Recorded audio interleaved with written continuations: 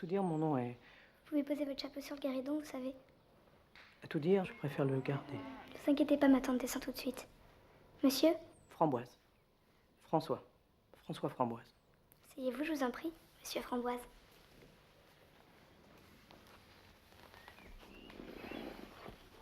Vous connaissez beaucoup de monde par ici? À vrai dire, personne. Mais ma sœur Cerise... Tout à fait, ma sœur Cerise a séjourné ici au presbytère il y a 4 ans. 4 ans?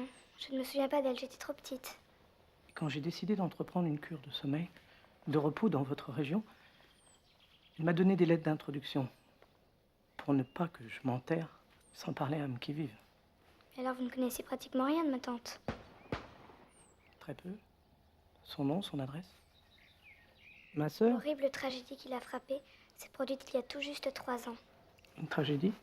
Ici, dans cette maison? Il y a 3 ans, donc plus d'1 an après le départ de votre sœur.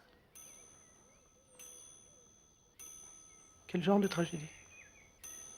Vous vous êtes sans doute demandé pourquoi nous laissions cette porte-fenêtre ouverte. À vrai dire, non. C'est par cette porte-fenêtre que voilà 3 ans, jour pour jour, mon oncle et ses 2 frères sont partis pour la chasse. Ils ne sont jamais revenus. Jamais. Du tout. Traversant les marais pour se rendre à leur emplacement de chasse favori. Ils se sont tous 3 enlisés dans les sables mouvants. Nous avions eu un été terriblement pluvieux, vous souvenez-vous? À vrai dire, je ne me... Et ce qu'il y a d'affreux, c'est que jamais on n'a pu retrouver leur corps. Leur corps? Depuis, ma pauvre tante pense qu'ils vont revenir un jour. Eux 3 et le petit épagneul noir qui les accompagnait. Ils croient dur comme fer qu'ils vont rentrer par cette fenêtre, comme ils le faisaient tous les jours. Voilà pourquoi elle veut que cette fenêtre reste ouverte jusqu'à la tombée de la nuit. Ma pauvre tantine. Elle en a perdu la boule. Bonsoir, monsieur. Je suis impardonnable de vous avoir fait attendre. Framboise. Restez donc assis, monsieur Framboise. Aurore ne vous a pas débarrassé de votre chapeau? Ah, tenir un foyer jour après jour. Quel souci. Cette fenêtre ouverte ne vous gêne pas, au moins? Mon mari et ses 2 frères sont partis à la chasse. Ils vont rentrer d'une minute à l'autre. Ils sont allés tirer le canard dans les marais. Ils vont encore saccager mes tapis en rentrant. Oh, les hommes. Et les tapis? Vous pratiquez la chasse? Mes médecins m'ont ordonné le repos le plus complet. Mes nerfs sont, paraît-il, dans un état où on ne peut plus délabrer. Délabrer, vraiment? Comme c'est dommage.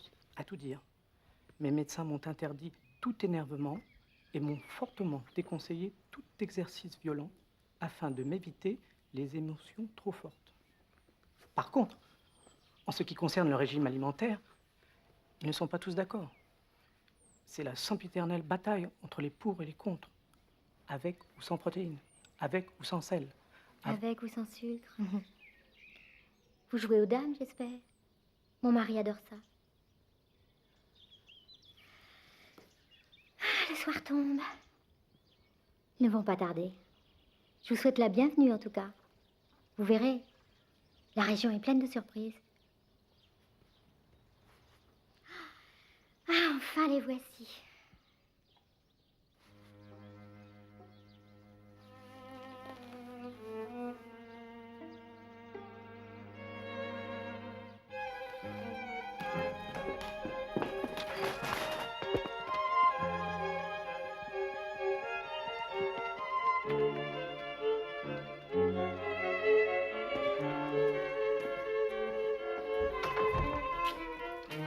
Jeune homme tout à fait curieux, un certain monsieur... Framboise, tantine.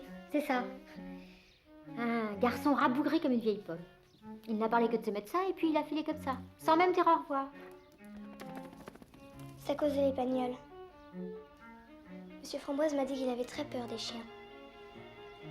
Il m'a raconté qu'un soir, dans un cimetière sur les rives du Gange, il s'est fait poursuivre par une meute de chiens parias, tous aussi féroces les uns que les autres. Et pour se protéger, il a dû se cacher dans une tombe fraîchement profanée. Fraîchement profanée? Tandis que ces horribles bêtes grondaient et montraient les dents juste au-dessus de lui. Et il a passé toute la nuit dans cette tombe fraîchement... Profanée, oui. Il y a de quoi perdre son sang-froid, non? Quelle horrible histoire.